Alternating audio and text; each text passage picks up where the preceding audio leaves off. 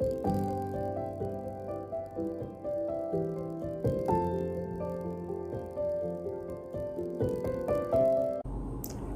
अस्सलाम वालेकुम। उम्मीद है कि आप सब लोग खैरियत से होंगे, अपनी फैमिली के साथ खुश खुर्रम होंगे।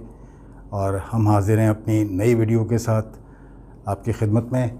और आप बोर्ड पर देख सकते हैं आज का हमारा जो टॉपिक है वो एक्टिव वॉइस और पैसिव वॉइस से मुताल्लिक़ है। अगर आप हमारे चैनल को फॉलो करते आ रहे हैं और हमारे टेंसेस का जो फ़ोल्डर है प्लेलिस्ट में, उसमें आप देखेंगे कि हमने तमाम के तमाम टेंसेस जो है वो अपलोड कर दिए हैं। तमाम वीडियोस उसमें प्रेजेंट इंडेफिनिट से लेकर के फ्यूचर परफेक्ट कंटिन्यूस तक हमने तमाम वीडियोस उसमें अपलोड कर दी हैं। तो वो तमाम के तमाम सेंटेंसेस जो है वो एक्टिव वॉइस थे। और अब हम सिलसिला शुरू करेंगे पैसिव वॉइस का। लेकिन पैसिव वॉइस जो है वो 12 वीडियोस पर नहीं होगा, कोई 3-4 वीडियोस पर मुश्तमिल होगा और उस सिलसिले की आज पहली कड़ी है। तो पैसिव वॉइस को हम 2 मुख्तलिफ़ एंगल्स से देख सकते हैं। पहला एंगल ये है कि हम जो अब तक पढ़ते आते हैं, जो हमारी निसाबी एकेडमिक रिक्वायरमेंट होती है चेंज द वॉइस की, यानी किसी भी एक्टिव वॉइस के सेंटेंस को पैसिव वॉइस में चेंज करना है और पैसिव वॉइस के सेंटेंस को एक्टिव वॉइस में चेंज करना है। ठीक है। दूसरा ये है कि passive voice actually itself a different language.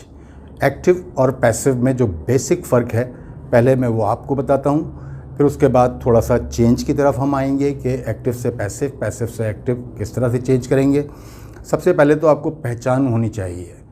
Active voices के जो सेंटेंसेस आप पढ़ चुके हैं, जो वीडियोस हम अपलोड कर चुके हैं, तो उसमें मैं आपको बार बार ये बात बताता रहा हूँ कि एक टेंस जो है दूसरे टेंस से जो वेरी करता है, मुख्तलिफ नज़र आता है, उसमें हेल्पिंग वर्ब और उसके साथ वर्ब की फॉर्म जो है वो हर टेंस के अंदर डिफरेंट नज़र आएगी।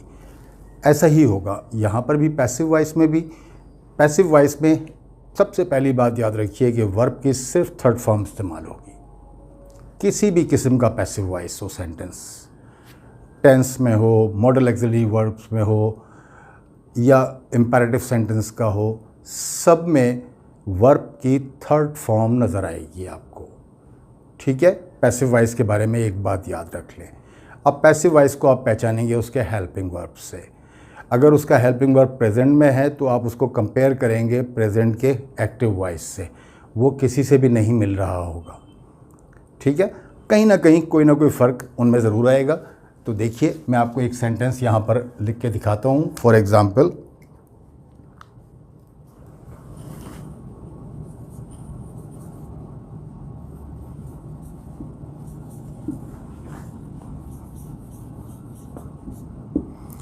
She writes a letter. ठीक है। अब ये सेंटेंस जो है वो आप, अगर आपने एक्टिव वॉइस के टेंसेस को सही तरह से देखा हो, उन्हें समझा हो, तो आप पहचान जाएंगे कि ये सब्जेक्ट के बाद हेल्पिंग वर्ब कोई नहीं है और वर्ब की फर्स्ट फॉर्म के साथ एस इस्तेमाल हुआ है, तो ये प्रेजेंट इंडेफिनिट है। ठीक है। तो अब इसको हम पैसिव वॉइस में चेंज कर रहे हैं। पहले मैं चेंज कर दूंगा, फिर आपको समझाऊंगा।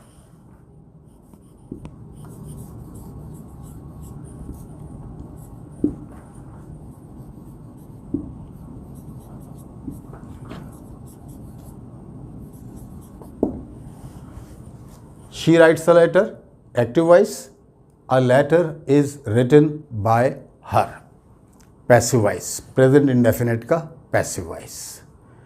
Present indefinite के passive voice में क्या होगा कि is, am, are helping verb होंगे, verb की थर्ड फॉर्म इंटैक्ट रहेगी, तमाम passive voice उसमें।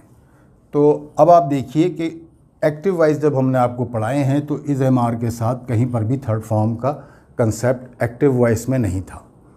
तो इस तरह से आप पहचानेंगे कि ये सेंटेंस जो है वो एक तो एक्टिव वॉइस है, पैसिव वॉइस है।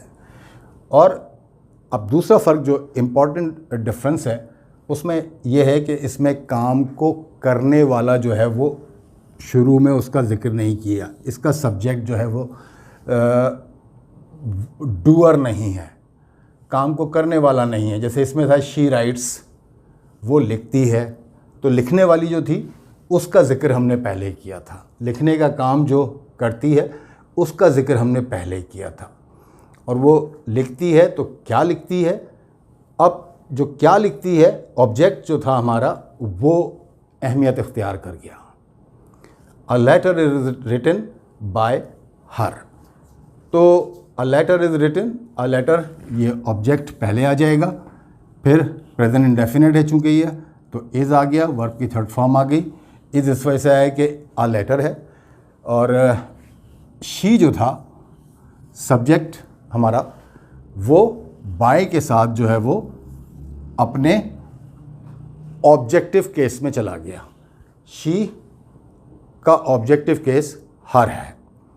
तो चेंज करते वक्त जितने भी सब्जेक्ट में प्रोनाउन होंगे वो मैं आपको यहाँ पर बता देता हूँ कि किस तरह से चेंज हो जाएंगे। देखिए, आई अगर आपका सब्जेक्ट था तो वो बाय मी हो जाएगा, ठीक है। अगर वी था तो वो बाय अस हो जाएगा, अगर ही था तो बाय हिम हो जाएगा। शी देख लिया आपने, बाय हर है। यू चेंज नहीं होगा, यू का ऑब्जेक्टिव केस भी यू है। अगर आप हमारे जो चैनल है उसके प्लेलिस्ट में जाएंगे तो पार्ट्स ऑफ स्पीच में आपको प्रोनाउन की वीडियो मिलेगी। प्रोनाउन की वीडियो में आपको ये सारी चीज़ें प्रोनाउन के जो सब्जेक्टिव, ऑब्जेक्टिव और पॉजिटिव केसेस है वो सब मिलेंगे, ठीक है। इसी तरीके से दे होगा तो वो देम में तब्दील हो जाएगा, बाय देम, बाय यू, ठीक है। अगर एक्टिव वॉइस के सब्जेक्ट में इनमें से जो भी प्रोनाउन होगा वो इस तरह से चेंज होगा। आई मी में चेंज होगा, वी अस में, ही हिम में, और यू ही रहेगा, और दे जो है देम में चेंज हो जाएगा। और इन सबसे पहले फिर बाय लगेगा सब्जेक्ट को, अगर आप आखिर में ले जाएंगे पैसिव बनाते वक्त, अगर क्या बल्कि ले जाना ही पड़ेगा, क्योंकि एक्टिव पैसिव वॉइस का सेंटेंस जो है वो ऑब्जेक्ट से शुरू होता है, जिस पर काम का असर होता है ऑब्जेक्ट से शुरू होता है। A letter is written by her. अब इसी सेंटेंस को मैं आपको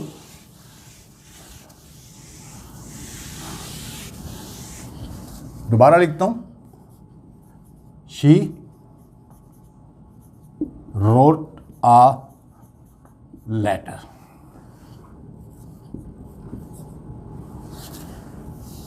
देखा आपने, शी रोट आ लेटर। तो चेंज करने का तरीका बिल्कुल वही होगा। पैसिव वॉइस में अगर आप एक्टिव से चेंज करेंगे तो अ लेटर वॉज, वर्ब की फिर थर्ड फॉर्म, और by her. She is writing a letter. आप देखें ये शी सब्जेक्ट है, तो इसके बाद हेल्पिंग वर्ब चूँकि नहीं है तो ये या तो प्रेजेंट इंडेफिनिट है या पास्ट इंडेफिनिट है, लेकिन चूँकि वर्ब की सेकंड फॉर्म आ गई है तो हमें क्लियर हो गया कि ये पास्ट इंडेफिनिट है। तो इसी वजह से हमने पास्ट में ही इसको बनाया है, अ लेटर वॉज रिटन।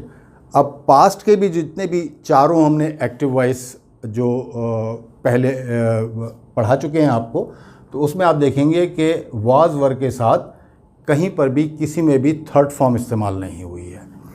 तो हेल्पिंग वर्ब और वर्ब का जो कॉम्बिनेशन है वो हर सेंटेंस में बिल्कुल अलग अलग होता है, इसी वजह से वो एक दूसरे से मुख्तलिफ होते हैं। तो ये हो गया a letter, she is writing a letter. इसको चेंज करते हैं, a letter is being written by her. देखिए, चूँकि प्रेजेंट कंटिन्यूस है एक्टिव में, तो यहाँ पैसिव में भी प्रेजेंट कंटिन्यूस का पैसिव बनेगा, ये इसके साथ बीइंग आ जाएगा। A letter is being verb की वही थर्ड फॉर्म जो मैं आपको बता चुका हूँ। A letter is being written by her. अब अगर यही होता कि she was writing a letter, यहाँ पर वॉज होता तो ये पास्ट कंटिन्यूस का एक्टिव होता। इसको हम चेंज करते हैं, a letter was being written by her. अब देखिए, she has written a letter. ये मैं ऊपर वाला सेंटेंस मिटा रहा हूँ। इसका जो पैसिव होगा वो ये होगा, a letter has been written by her. A letter is written, has been written by her. तो हैज़ बीन और फिर थर्ड फॉर्म, ये एक्टिव में कहीं पर भी नहीं थी प्रेजेंट के सेंटेंसेस में। ये प्रेजेंट परफेक्ट है, she has written a letter, active voice में है जो हम पढ़ चुके हैं। इसको हमने जब पैसिव में चेंज किया तो अ लेटर हैज़ बीन, फ़र्क आ गया ना, इसमें बीन भी साथ में आ गया। थर्ड फॉर्म दोनों में है इत्तेफाक से, हैज़ दोनों में है, लेकिन दोनों के दरमियान में जब बीन आ गया और थर्ड फॉर्म के साथ आया है तो इसका मतलब है ये पैसिव है।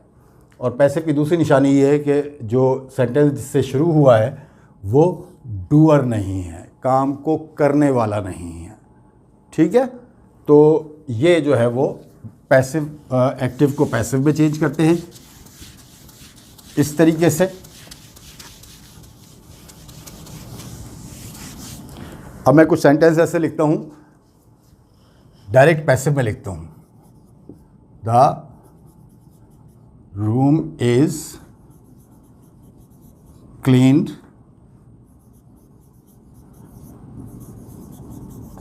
Every day.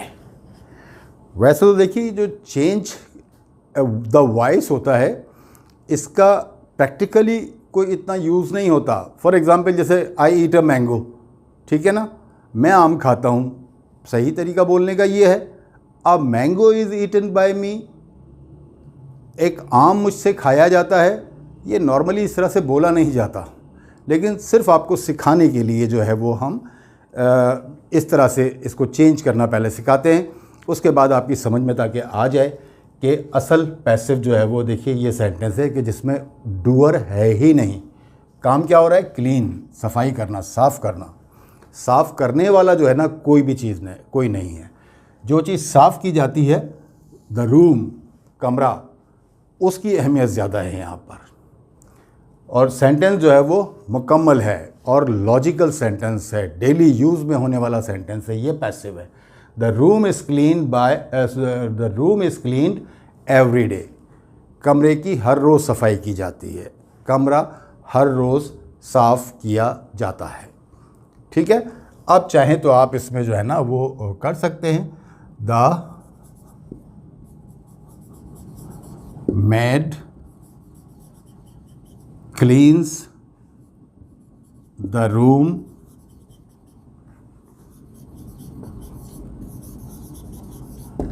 Every day. इसी सेंटेंस को हमने एक्टिव में लिखा है, चेंज नहीं किया है। चेंज करने का तरीका फिर मैं आपको बताऊंगा। जिस सेंटेंस में सब्जेक्ट ही नहीं होगा उसको अगर चेंज करने के लिए आपको कहा जाएगा एकेडमिक पॉइंट ऑफ व्यू से, तो फिर उसका दूसरा तरीका भी है। मैं आपको मिसाल देने के लिए इसे समझा रहा हूँ कि हमने इसमें एक सब्जेक्ट अपनी तरफ से ऐड कर दिया, इसको एक्टिव वॉइस का सेंटेंस बनाने के लिए, रूटीन यूज़ का। The mad cleans the room every day, कि नौकरानी जो है वो रोज़ाना कमरे को साफ़ करती है। अब यहाँ पर साफ़ करने वाले का जिक्र पहले है, the mad, the doer of this action, which action? Clean. ठीक है, तो ये मैंने वैसे आपको सिर्फ फ़र्क समझाने के लिए।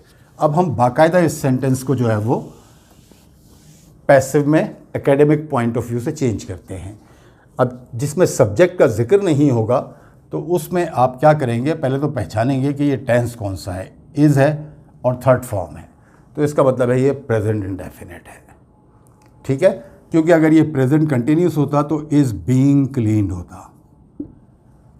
ठीक है, अगर ये प्रेजेंट परफेक्ट होता तो हैज़ बीन क्लीन्ड होता, लेकिन चूंकि इज़ क्लीन्ड है तो ये प्रेजेंट इंडेफिनिट का पैसिव है। ठीक है, अब हम इसको चेंज करेंगे। जहाँ सब्जेक्ट नहीं होगा वहाँ हमेशा आप टेम्परेरी सब्जेक्ट के तौर पर somebody को सब्जेक्ट के तौर पर इस्तेमाल करेंगे। क्या करेंगे? somebody लिखेंगे। जहाँ सेंटेंस में बाय करके कोई भी सब्जेक्ट नहीं होगा तो वहाँ पर somebody को एक टेम्परेरी सब्जेक्ट के तौर पे आप इस्तेमाल करेंगे। somebody cleans the room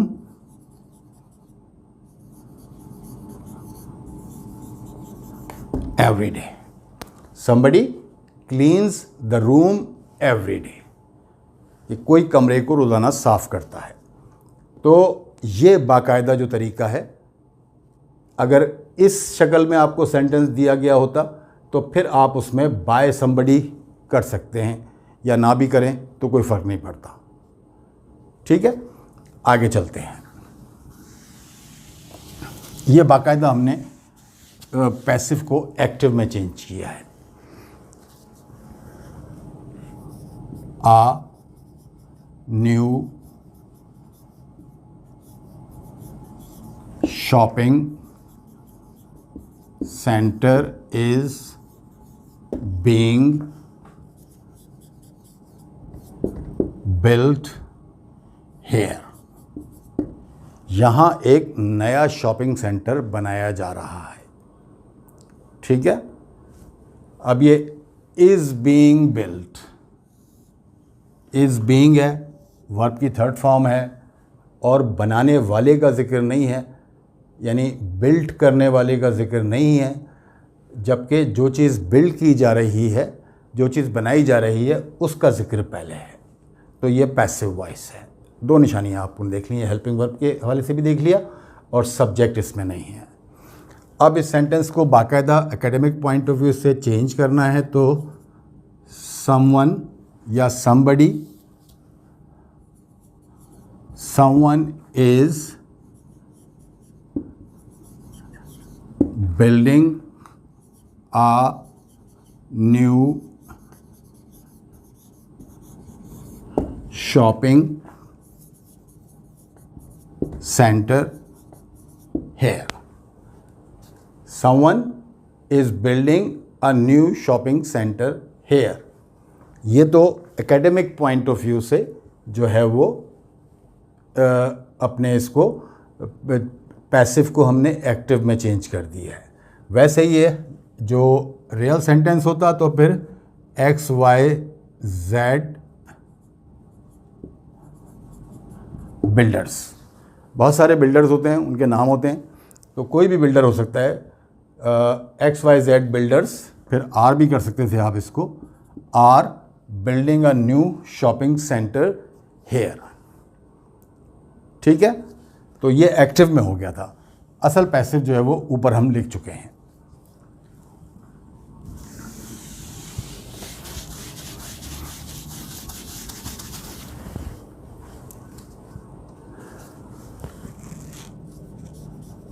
Six robbers were arrested in the raid last night. गुज़िश्ता रात रेड में यानी छापे में 6 लुटेरे डाकू 6 लुटेरे जो है वो गिरफ्तार हुए। गिरफ्तार करने वाला कौन है उसका इसमें ज़िक्र नहीं है। ठीक है, अब अगर ये इसमें अगर ज़िक्र करना भी चाहें तो यहाँ पर ऑफ कोर्स पुलिस ने किया होगा, तो बाय इसमें अगर ज़िक्र करना भी चाहें तो यहाँ पर ऑफ कोर्स पुलिस ने किया होगा, तो by the police.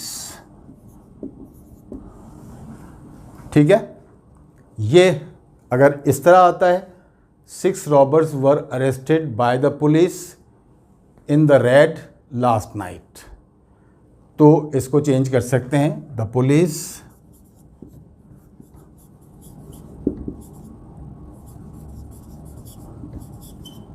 arrested 6 robbers in the raid last night। Academic point of view से कि बाय द पुलिस तो ठीक है, चेंज करना सिखाने के लिए आपको, अदरवाइज ये कहा जाए कि कल रात छापे में 6 लुटेरे पुलिस से गिरफ्तार किए गए, तो अजीब सा जुमला है। जबकि दूसरा जुमला जो एक्टिव है ये लॉजिकल नज़र आता है। The police arrested 6 robbers in the red last night. Police ने कल रात छापे में 6 लुटेरों को गिरफ्तार किया। ये लॉजिकल सेंटेंस है और नॉर्मल सा सेंटेंस है जो डेली यूज़ में आता है। तो इसमें असल बताने का मकसद ये है कि बाज़ औक़ात इसकी अहमियत नहीं होती, ये अंडरस्टूड है। सब्जेक्ट जो है वो अपनी जगह पे है। इम्पॉर्टेंस ये है कि 6 रॉबर्स जो हैं वो पकड़े गए हैं, गिरफ्तार किए गए हैं गुज़िश्ता रात छापे में। ठीक है,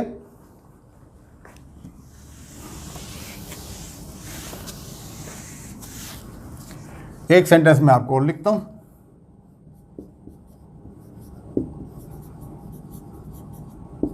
invitation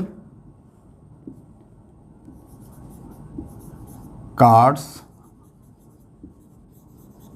have been sent to all the friends। Invitation cards have been sent to all the friends। के दावतनामे जो हैं वो या दावती कार्ड जो हैं वो तमाम दोस्तों को भेज दिए गए हैं। किसने भेजे हैं इसकी ना तो इम्पोर्टेंस है यहाँ पर, और ना ही जो है वो क्या कहते हैं इसमें कहीं उसका ज़िक्र है। भेजने वाले का ज़िक्र नहीं है यहाँ पर, जो चीज़ भेजी गई है उसका ज़िक्र है। समझ गए आप? तो अब जो है वो आपको इसी सेंटेंस को समवन या समबडी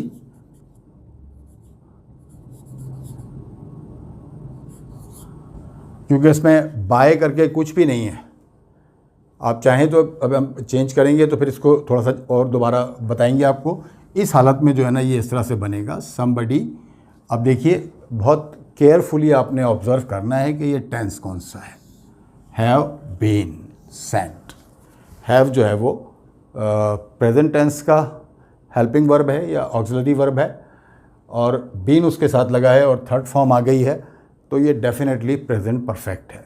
क्योंकि ये प्रेजेंट कंटिन्यूस भी नहीं हो सकता, प्रेजेंट इंडेफिनिट भी नहीं हो सकता, तो इसलिए ये प्रेजेंट परफेक्ट है। समबडी हैज़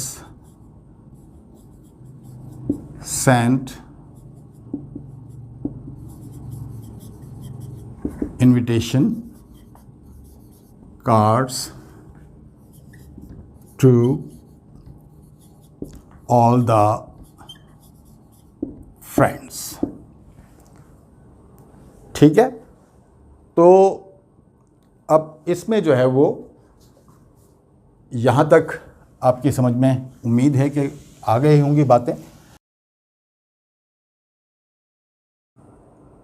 एक्टिव वॉइस से पैसिव वॉइस में कौन कौन से सेंटेंस या किस किस किस्म के सेंटेंस जो है वो चेंज नहीं हो सकते।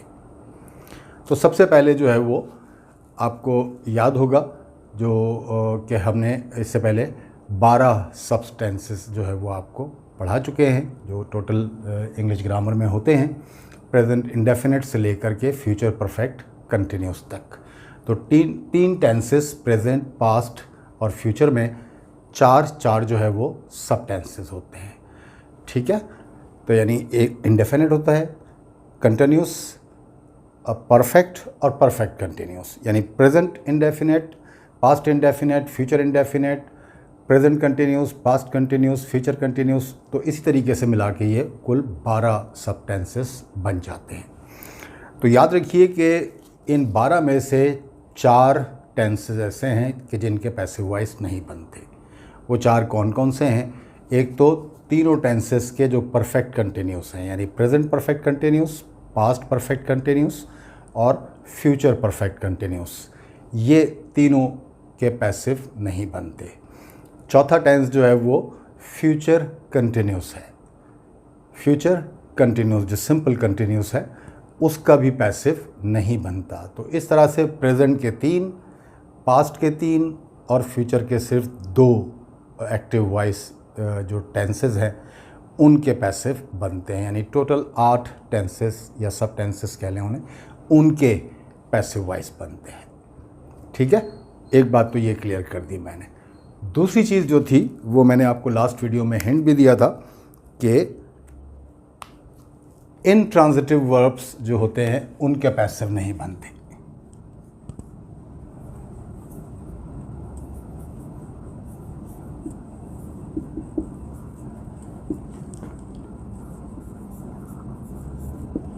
इनट्रांजिटिव वर्ब्स जो हैं उनके पैसिव नहीं बनते।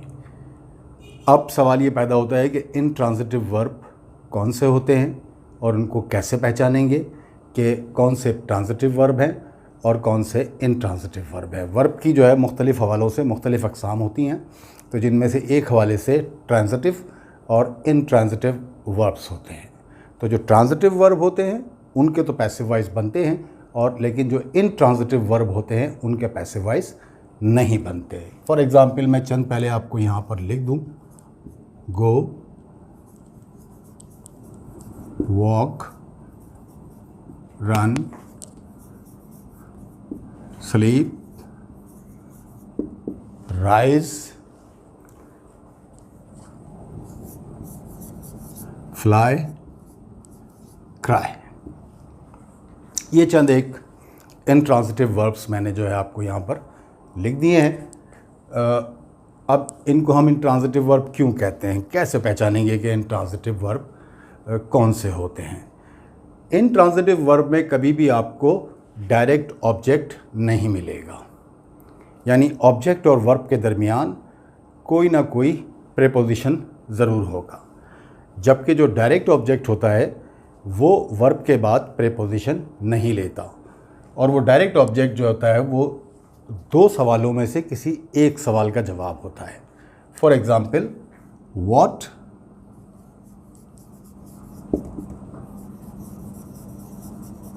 या हूँ। या तो ऑब्जेक्ट जो होगा वो व्हाट का आंसर होगा या whom का आंसर होगा। ठीक है, अब इनमें से कोई सा भी वर्ब आप देख लेंगे, इसका सेंटेंस बनाने की आप कोशिश करेंगे तो ऑब्जेक्ट पे आप वर्ब के बाद जो है वो इन सवालों को कोशिश करेंगे जवाब ढूंढने की, तो आपको जवाब नहीं मिलेगा। गो फॉर एग्ज़ाम्पल लिख लीजिए, आई एम गोइंग। अब मैं आपसे पूछूं कि what am I going, whom am I going, तो जवाब नहीं मिलेगा।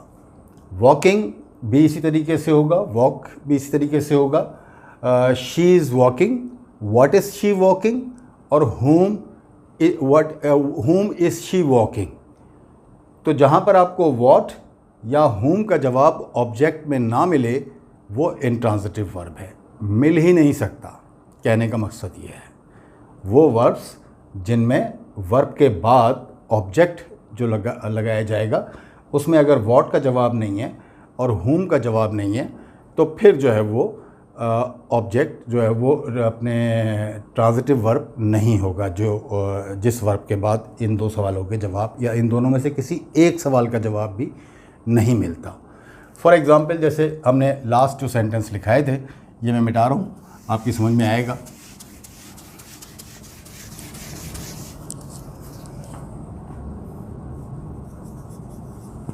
They will clean, they will clean। अब देखिए यहाँ पर what का जवाब पॉसिबल है। What will they clean? They will clean the room। कुछ भी चीज़ क्लीन हो सकती है ना। They will clean their car, they will clean the table, they will clean the chair, they will clean the doors, they will clean the windows। What will they clean? What का answer आ गया। ठीक है, she is speaking, ये छोड़ दें, दूसरा sentence बनाते हैं। फॉर एग्ज़ाम्पल जो है वो बिल्ट जो था,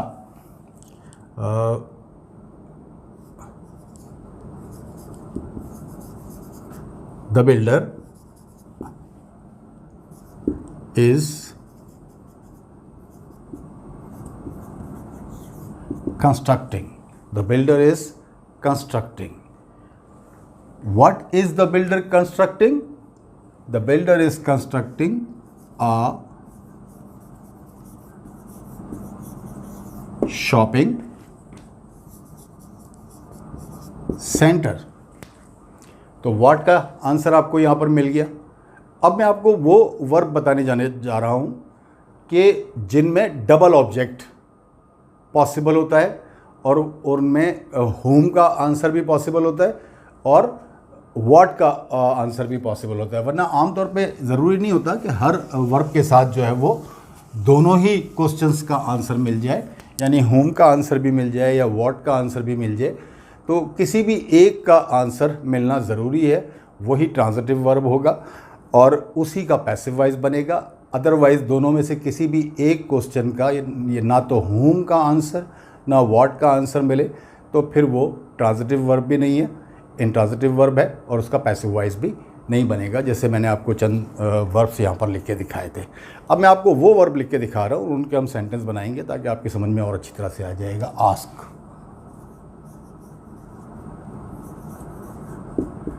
tell, give, teach,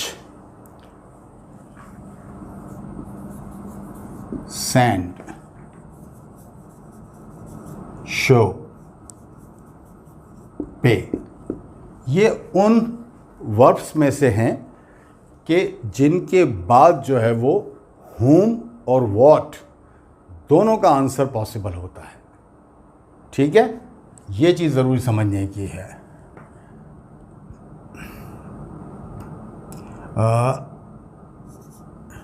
she asked me a question. She asked, ask था ना, तो हमने इसको आस्क्ड कर दिया, सेकंड फॉर्म पास्ट इंडेफिनिट में सेंटेंस बनाया।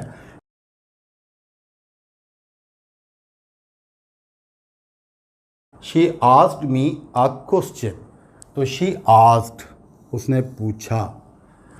whom डिड शी आस्क, किससे पूछा, मुझसे पूछा। व्हाट डिड शी आस्क, क्या पूछा, a question.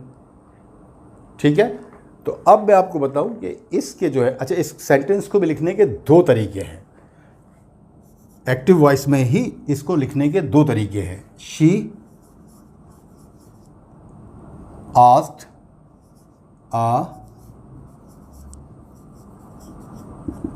question from me। ठीक है, तो जब इसको हम पहले वाले के हिसाब से बनाएंगे तो हम लिखेंगे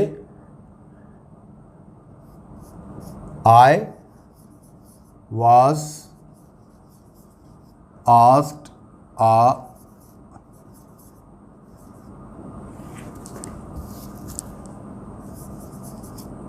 question by her। I was asked a question by her। ठीक है,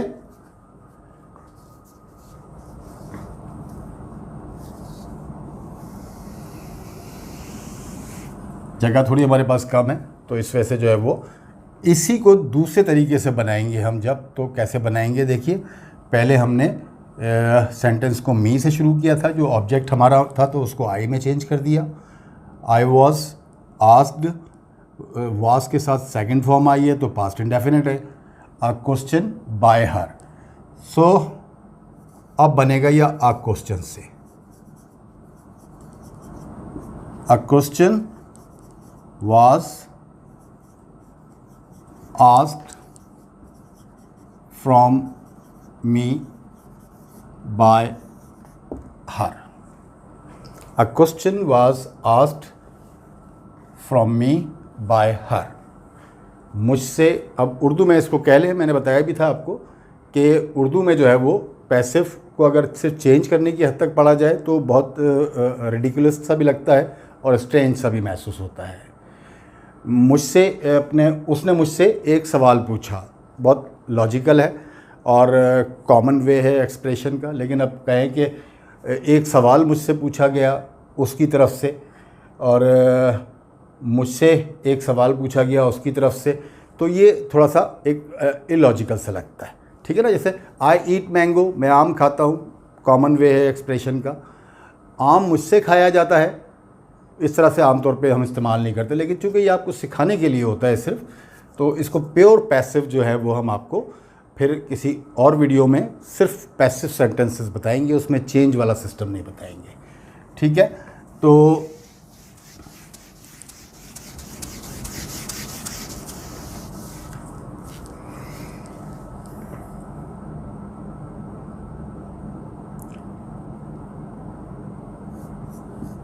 I will pay you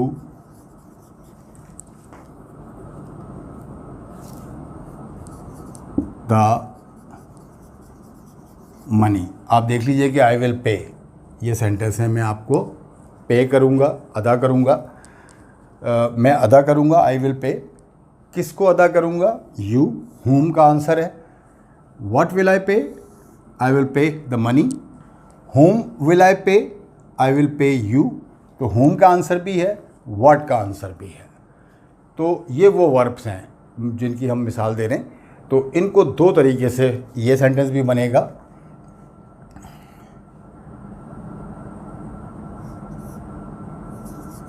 You will be paid the money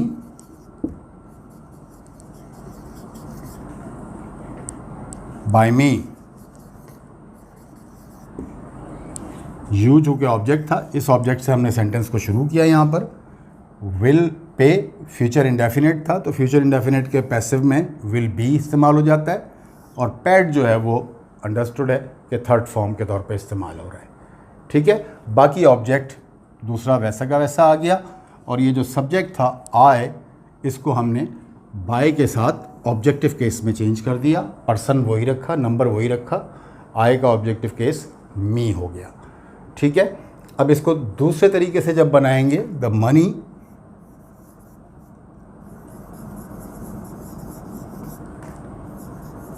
was paid to me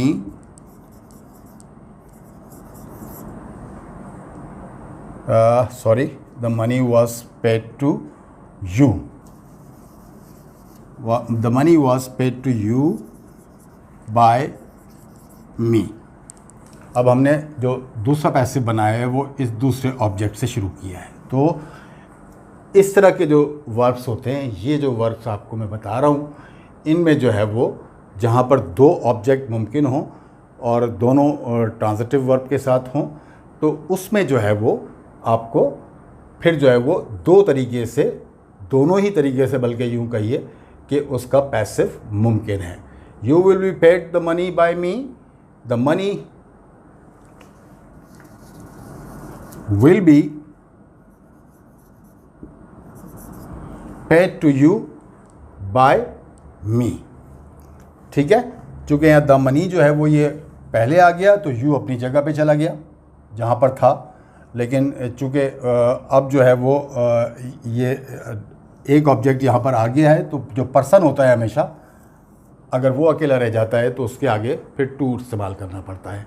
जैसे इससे पहले वाले सेंटेंस में हमने आपको बताया था कि आस्क अ क्वेश्चन, तो उसमें जो है वो फिर जो पर्सन था उससे पहले फिर टू इस्तेमाल करना पड़ता है, और बाकी जो वो व्हाट का आंसर होता है या थिंग होती है, उससे पहले आपको कुछ भी ऑब्जेक्ट अपने हेल्पिंग प्रीपोजिशन लगाने की ज़रूरत नहीं है, राइट।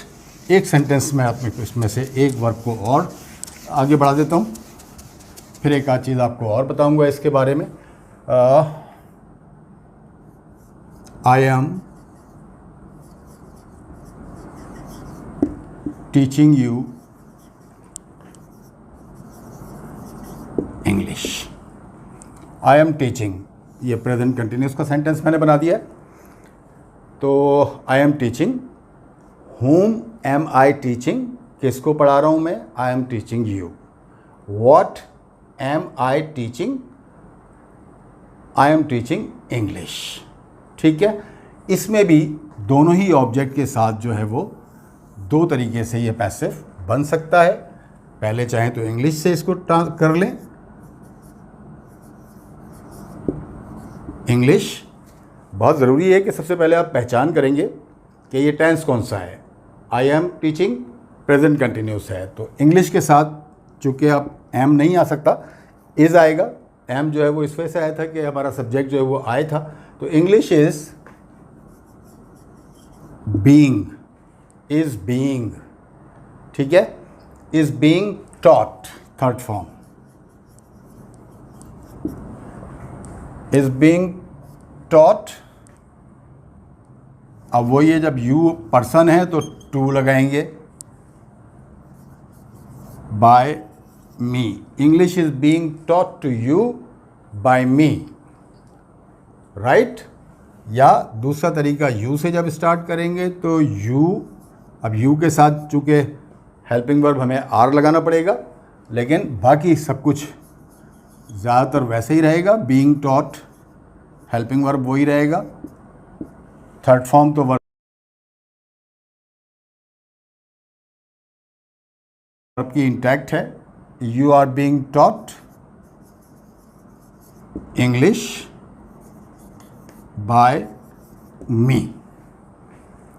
समझ में आ गई आपकी बात कि ये वो वर्ब्स हैं जो डबल ऑब्जेक्ट लेते हैं और उसमें से एक पर्सन होता है, एक थिंग होती है कोई, होम का आंसर भी होता है और व्हाट का आंसर भी होता है, और बाकी कई ट्रांजिटिव वर्ब ऐसे हैं कि जिनमें ज़रूरी नहीं है कि आपको दोनों ही क्वेश्चंस के आंसर मिल जाए, होम के भी और व्हाट के भी। कहीं पर आपको सिर्फ व्हाट का आंसर मिल सकता है, होम का आंसर नहीं मिल सकता। तो जैसे मैं आपको बताता हूँ एक सेंटेंस और जिसमें एक ही आंसर पॉसिबल होगा, ठीक है। ये आपकी समझ में आ गया। ये वर्ब्स अलबत्ता नोट कर लीजिएगा और आप कोशिश कीजिएगा इनसे खुद सेंटेंस बनाइएगा।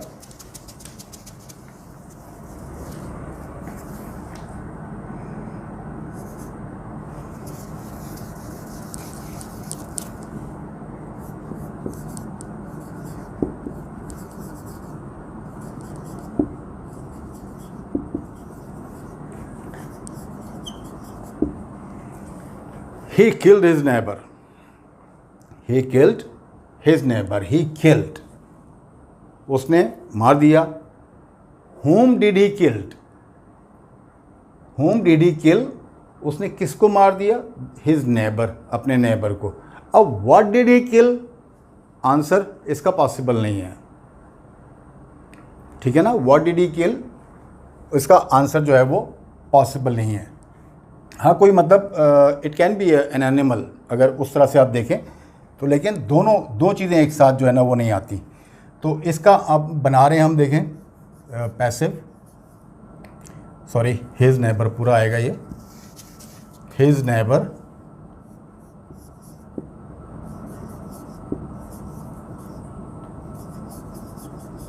ऑब्जेक्ट तो आपने लिख लिया।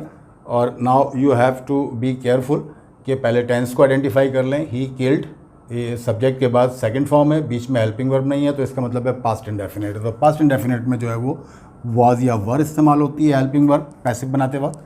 तो हिज नेबर चूँकि सिंगुलर है तो वाज इस्तेमाल कर लिया, his neighbour was.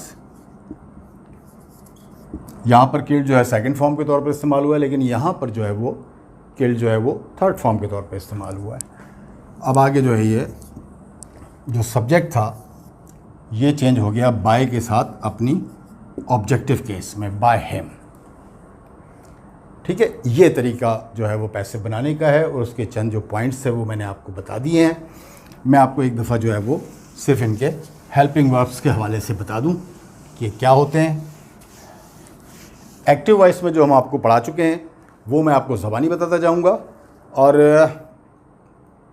Passive voice में जो इस्तेमाल होंगे उसकी जगह पे वो मैं यहाँ पर नोट करता जाऊँगा। अगर आप कॉपी पेन से ले रहे हैं तो आप दोनों चीज़ें, टेंस का नाम भी लिख लीजिएगा साथ में। प्रेजेंट इंडेफिनिट में आपको याद होगा कि सब्जेक्ट के बाद कोई हेल्पिंग वर्ब इस्तेमाल नहीं होता था, ठीक है। लेकिन प्रेजेंट इंडेफिनिट के सेंटेंस में पैसिव में इज़, एम और आर इस्तेमाल होंगे और इनके बाद वर्ब की थर्ड फॉर्म तो मैंने आपको बता दिया कि कोई सा भी पैसिव होगा तो वर्ब की थर्ड फॉर्म ही रहेगी पैसिव में। अच्छा, अपने आ जाए प्रेजेंट कंटिन्यूस में, तो उसमें इज़ एम आर के साथ हेल्पिंग वर्ब इस्तेमाल होते थे और वर्ब की आईएनजी वाली फॉर्म यानी फोर्थ फॉर्म इस्तेमाल हुआ करती थी। तो जब पैसिव बनाएंगे उसका तो इज़ बीइंग, एम बीइंग और आर बीइंग इस्तेमाल होगा हेल्पिंग वर्ब के तौर पे और वर्ब की थर्ड फॉर्म ही आएगी। वो बार बार मैं रिपीट कर रहा हूँ इस बात को। परफेक्ट टेंस पे आ जाएं तो हैज़ और हैव इस्तेमाल हुआ करते थे। याद होगा आपको, प्रेजेंट परफेक्ट में हेल्पिंग वर्ब के तौर पे और वर्ब की थर्ड फॉर्म आया करती थी। तो यहाँ पर जो है वो फ़र्क इतना आएगा कि सिर्फ हैज़ और हैव नहीं होंगे, बल्कि हैज़ बीन के साथ थर्ड फॉर्म आएगी और ज़रूरत के हिसाब से हैव बीन के साथ थर्ड फॉर्म आएगी। तो ये प्रेजेंट के जो पैसिव वाइज बनेंगे उनमें हेल्पिंग वर्ब कुछ इस तरह से होंगे, वर्ब की सब में थर्ड फॉर्म होगी। अब आप आते हैं पास्ट की तरफ। पास्ट इंडेफिनेट, सब्जेक्ट के बाद कोई हेल्पिंग वर्ब नहीं, सेकंड फॉर्म जो हम पढ़ चुके हैं पहले। लेकिन जब पैसिव बनाएंगे उसका तो आप वाज और वर इस्तेमाल करेंगे, ठीक है। वाज वर इस्तेमाल करेंगे और वर्ब की वही थर्ड फॉर्म। और जब कंटिन्यूस में आएंगे तो आपको याद होगा कि आप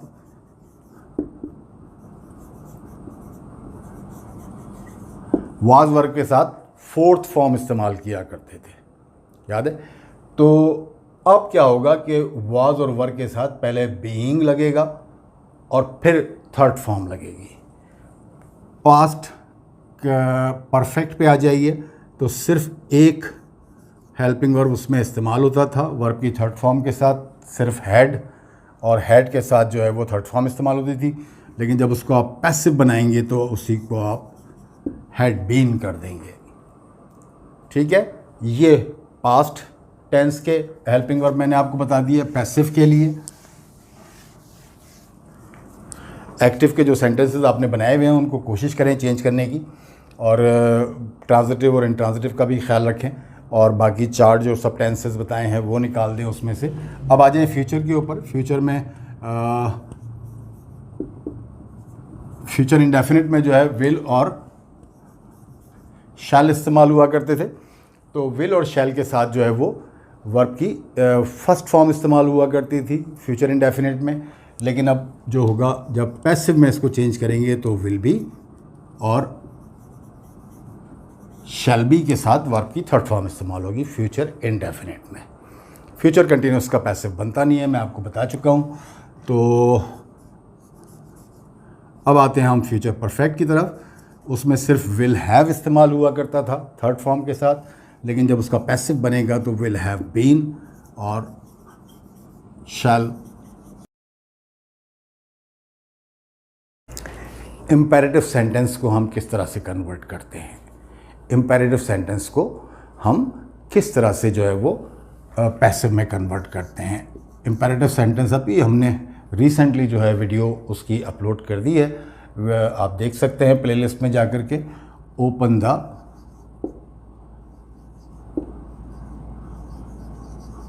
विंडो, ओपन द विंडो या विंडोज, कुछ भी कर सकते हैं।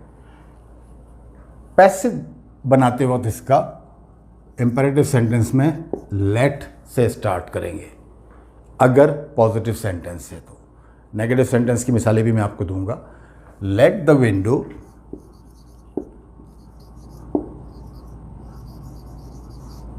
ये ऑब्जेक्ट था, वर्ब के बाद ये आ गया लेट द विंडो, फिर इसमें बी इस्तेमाल होगा। तो नई चीज़ क्या नज़र आ रही है आपको, लेट और बी। तो लेट से सेंटेंस स्टार्ट हो रहा है, दरमियान में ऑब्जेक्ट आ रहा है, फिर बी और फिर वर्ब की थर्ड फॉर्म। कौन से वर्ब की, इसी वर्ब की थर्ड फॉर्म इस्तेमाल होगी।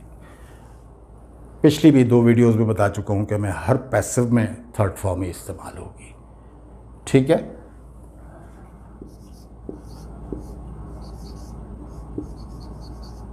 सॉल्व दिस सम, ये सवाल हल करो। पैसिव बनेगा लेट दिस सम आ जाएगा, this sum be solved, let this sum be solved. ठीक है, लेट और बी के दरमियान ऑब्जेक्ट आ गया, जैसे ये था वर्ब की थर्ड फॉर्म आ गई। वैसे इंपेरेटिव सेंटेंस में फर्स्ट फॉर्म से सेंटेंस शुरू हो रहा था। ठीक है,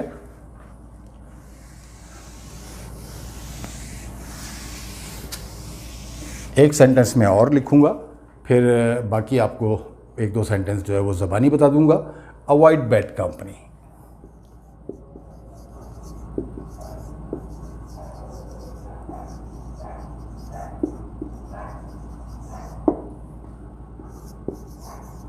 let bad company be avoided. Avoid bad company, let bad company be avoided. let और be के दरमियान में जो ऑब्जेक्ट था हमारा वो आ गया, वर्ब की थर्ड फॉर्म आ गई। ठीक है, ये 3 सेंटेंस मैंने आपको लिख के बता दिए हैं। इंपेरेटिव सेंटेंस आप अपने तौर पे जो हमने पिछली एक्टिव वॉइस की वीडियो अपलोड की है उसमें से भी ढूंढ सकते हैं और अपने तौर पे भी बना सकते हैं। तो बल्कि एक नेगेटिव भी बना देता हूँ मैं आपको। Do not waste your time, ये इंपेरेटिव का नेगेटिव है। Do not waste your time, इसमें पैसिव भी जो है वो डू नॉट से ही शुरू होगा, do not.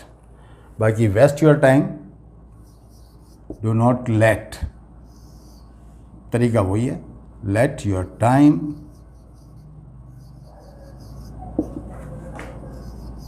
B wasted, do not let your time be wasted. ठीक है, do not abuse anyone, do not abuse anyone, किसी को बुरा भला मत कहो। ठीक है, तो इसको जब आप पैसिव में तब्दील करेंगे तो आप कहेंगे कि do not let anyone be abused, do not let anyone be एब्यूज्ड।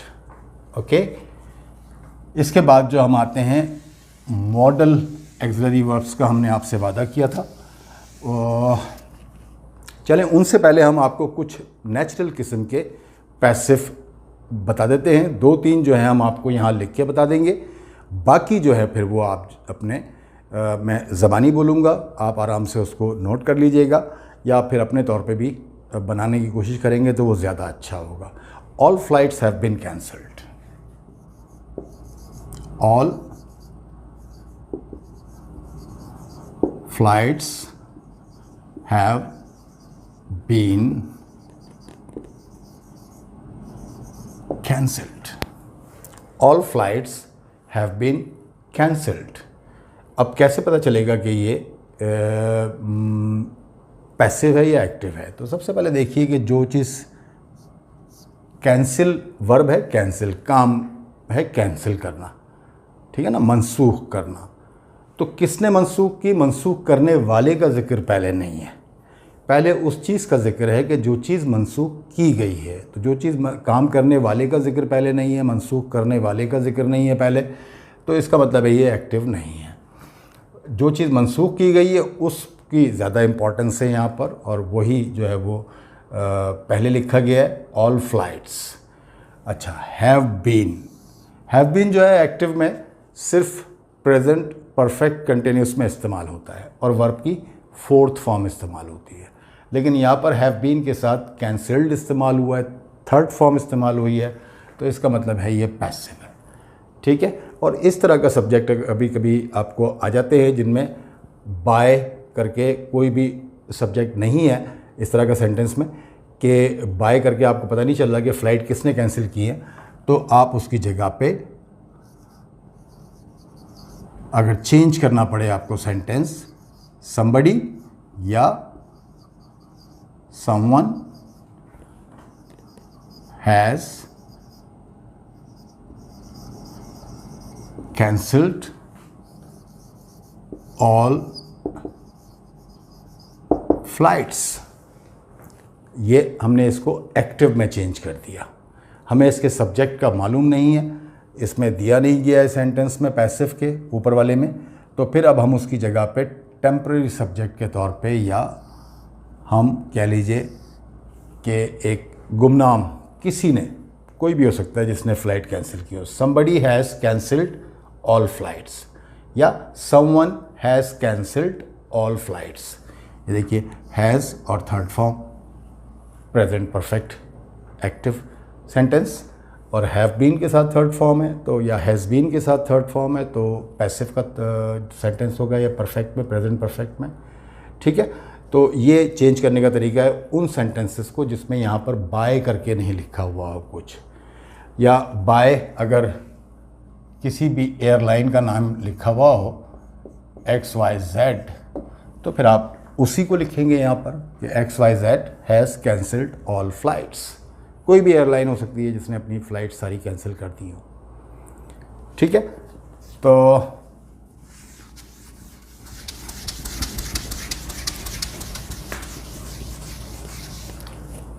Next sentence की तरफ चलते हैं जी हम। देखिए चीज़ इज़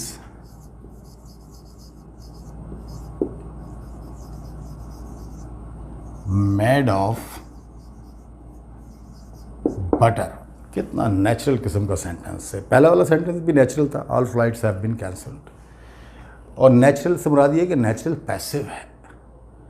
अननेचुरल की जब मैं मिसाल देता हूँ तो आपको बताता हूँ कि जैसे आई ईट मैंगो और मैंगो इज़ ईटन बाय मी, तो जो बोला जाता है वो आई ईट मैंगो बोला जाता है।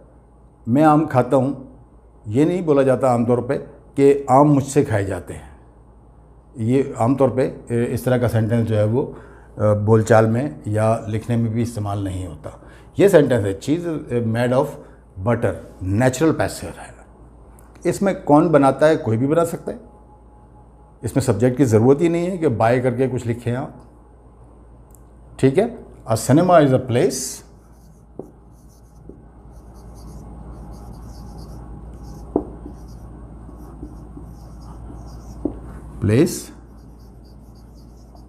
where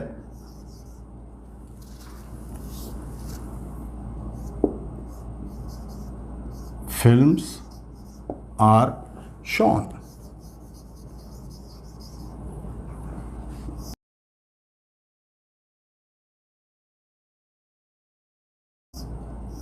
ये देखिए जी, सिनेमा वो जगह है जहाँ पर फिल्में दिखाई जाती हैं। कौन दिखाता है? एक ही वर्ब है ना, cinema is a place where films are shown. एक ही वर्ब है शो, शो की थर्ड फॉर्म हमने इस्तेमाल की है यहाँ पर। दिखाना, कौन दिखाता है? इस सेंटेंस में ज़रूरत ही नहीं है आपको। समझ रहे मेरी बात को? तो ये बिल्कुल नेचुरल सा पैसिव है। इसी तरीके से यू विल बी फाइंड, आप पर जुर्माना कर दिया जाएगा। If you cross speed limit on motorway और ऑन हाईवे, आगे सेंटेंस में कुछ भी हो सकता है। ठीक है। यू विल बी फाइंड, आप पर जुर्माना कर दिया जाएगा। अंडरस्टूड है कि जो मोटरवे पुलिस होगी या ट्रैफिक पुलिस होगी वही ये काम करेगी, तो उसमें लिखने की आपको ज़रूरत ही नहीं है। इसके बाद देखिए दूसरा सेंटेंस मैं आपको बता रहा हूँ, when was computer invented. When was computer invented, computer कब ईजाद हुआ। यहाँ इम्पोर्टेंस कब की ज़्यादा है। क्वेश्चन जो है वो कब के बारे में है, किसने ईजाद किया उसका जिक्र ही नहीं है, उसकी इम्पोर्टेंस भी नहीं है सेंटेंस में। ठीक है। We were being followed, we were being followed, हमारा पीछा किया जा रहा है।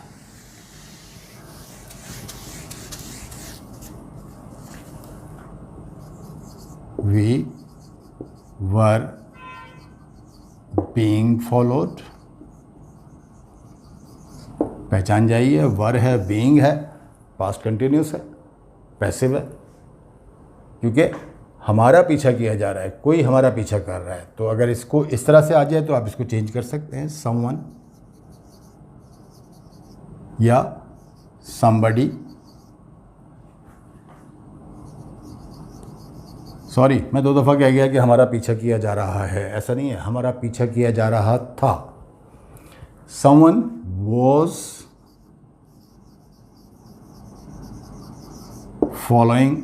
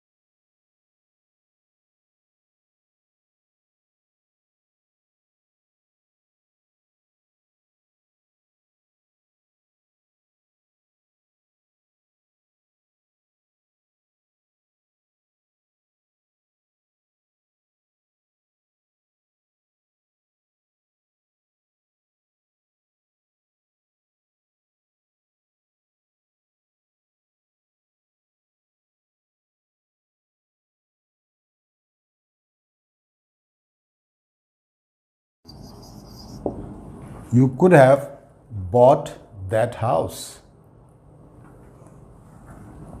अब इसको पैसिव में चेंज करेंगे तो that house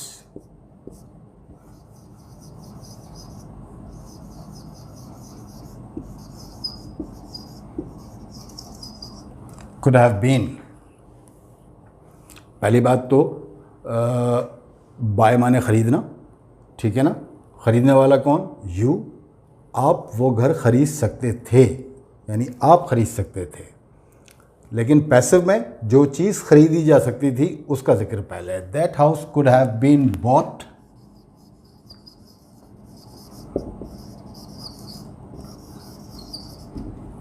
that house could have been bought by you.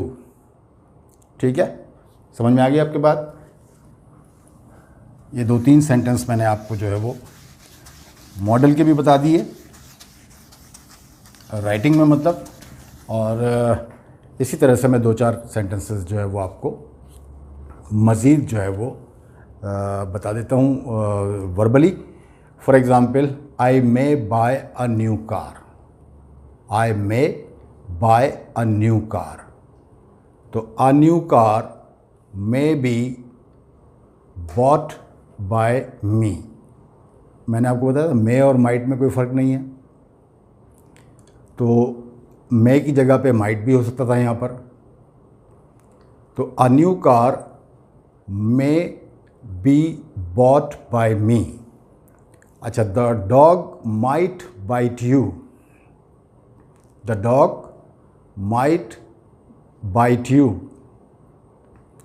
You might be bitten by the dog. You object था ना सेंटेंस में। You might be bitten, bite की third form, by the dog. एक sentence में आपको बताता हूं, I must have forgotten my keys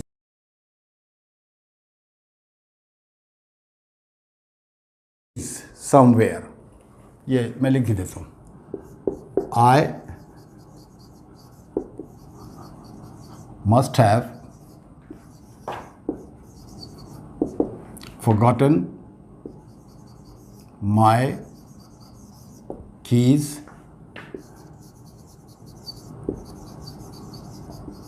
somewhere. My keys सब ऑब्जेक्ट है। My keys must have been forgotten by me somewhere. My keys must have been forgotten by me somewhere. इसके बाद 1-2 sentence और बता देते हैं। We have to phone him. We have to phone him. अब phone के बाद him है, तो him को हम अब अपना सब्जेक्ट बनाएंगे पैसिव के लिए। तो ये हो जाएगा he have to be phoned by us.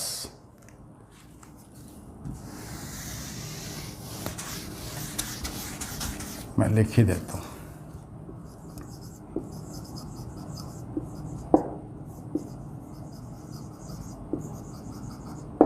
We have to phone him. Phone करना है, ज़रूरी है। किसको? उसको। तो ये ऑब्जेक्ट है।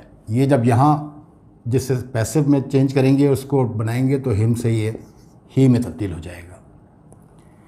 ही, अब ये हैव के बजाय हैज़ में आ जाएगा क्योंकि ही की वजह से। He has to be phoned, phone से थर्ड फॉर्म में आ गए हम। फोन्ड, सॉरी हिम तो यहाँ से आ गए, by us.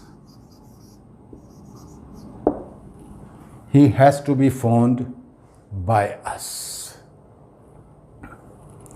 He should have passed that test. He should have passed that test. That test should have been passed by him. That test should have been passed by him. They should stop smoking. They should stop smoking. तो smoking should be stopped by them. Smoking should be stopped. Third form, by them. तो ये जो है वो sentences हैं